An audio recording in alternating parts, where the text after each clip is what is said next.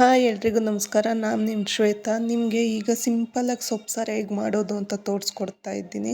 ಅದಕ್ಕೆ ಫಸ್ಟು ಒಂದು ಕುಕ್ಕರ್ಗೆ ಬೇಳೆ, ಮಿಕ್ಸ್ ಸೊಪ್ಪು, ಪಾಲಕ್ಕು, ಮೆಂತೆ, ಸಬ್ಬಕ್ಕಿ ಎಲ್ಲ ಹಾಕಿ, ನಿಮ್ಗೆ ಯಾವ ಸೊಪ್ಪು ಸಿಗುತ್ತೋ ಅದೆಲ್ಲ ಹಾಕಿ ಅದಕ್ಕೆ 3 ಟೊಮೆಟೊ, ನಿಮ್ಮ ಖಾರಕ್ಕೆ ತಕ್ಕಷ್ಟು ಮೆಣಸಿನ್ಕಾಯಿ, ಒಂದು ಅರ್ಧ ಈರುಳ್ಳಿ, ಒಂದು 5 ಇಲಕ್ಕೆ ಬೆಳ್ಳುಳ್ಳಿ, ಕೊತ್ತಂಬರಿ, ಅದಕ್ಕೆ ಸ್ವಲ್ಪ ನೀರು ಆ್ಯಡ್ ಮಾಡ್ಕೊಳ್ಳಿ. ಇವಾಗ ನೋಡಿ ಎಷ್ಟು ಬೇಕೋ ಅಷ್ಟು. ಜಾಸ್ತಿ ಹಾಕ್ಕೊಂಡ್ರೆ ಕುಕ್ಕರಿಂದ ಆಚೆನೇ ಬಂದ್ಬಿಡುತ್ತೆ ನೀರು.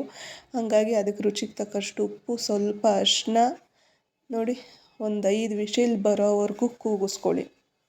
ನುಣ್ಣಗೆ ಬೆಂದಿರಬೇಕು ಸೊಪ್ಪು, ಮಸಿಯೋಕ್ಕೆ ತುಂಬ ಈಸಿ ಆಗುತ್ತೆ.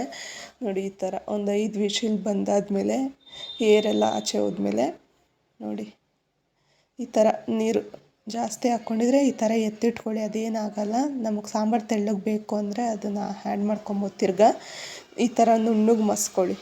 ನುಣ್ಣಗೆ ಬೇಕಾದರೆ ನುಣ್ಣಗೆ, ಬೇಡ ನಮ್ಗೆ ಸೊಪ್ಪೇ ತಿನ್ನೋಕೆ ಇಷ್ಟ ಅಂತಂದರೆ ಸ್ವಲ್ಪ ಅರ್ಬರಕ್ಲು ರುಬ್ಕೊಳ್ಳಿ. ಈ ಥರ ನೋಡಿ ಎತ್ತಿಟ್ಕೊಂಡಿರೋ ನೀರನ್ನ ಈ ಥರ ಆ್ಯಡ್ ಮಾಡಿಕೊಂಡು ಅದಕ್ಕೆ ಇವಾಗ ಒಗ್ಗರಣೆ ಕೊಟ್ಕೊಳ್ಳೋಣ. ನೋಡಿ ಈ ಥರ ಎಣ್ಣೆ, ಸಾಸಿವೆ, ಜೀರಿಗೆ ಹಾಕ್ಬಿಟ್ಟು, ಈರುಳ್ಳಿ, ಕರಿಬೇವು ಹಾಕ್ಬಿಟ್ಟು, ನೋಡಿ ಈರುಳ್ಳಿ ಫುಲ್ಲು ಕೆಂಪಗಾಗಬೇಕು, ಆವಾಗ ಟೇಸ್ಟ್ ತುಂಬ ಚೆನ್ನಾಗಿರುತ್ತೆ. ನೋಡಿ ಕುದೀತಾ ಇದೆ ಸಾರು, ಅದಕ್ಕೆ ಹಾಕ್ಕೊಂಡು ನೋಡಿ ಬಿಸಿ ಬಿಸಿಯಾಗಿ ಸೊಪ್ಪು ಸಾರು ರೆಡಿ ಆಗೇ ಬಿಡ್ತು. ಬನ್ನಿ ಮುದ್ದೆ ಜೊತೆಗೆ ಟೇಸ್ಟ್ ಮಾಡೋಣ, ತುಂಬ ಚೆನ್ನಾಗಿರುತ್ತೆ.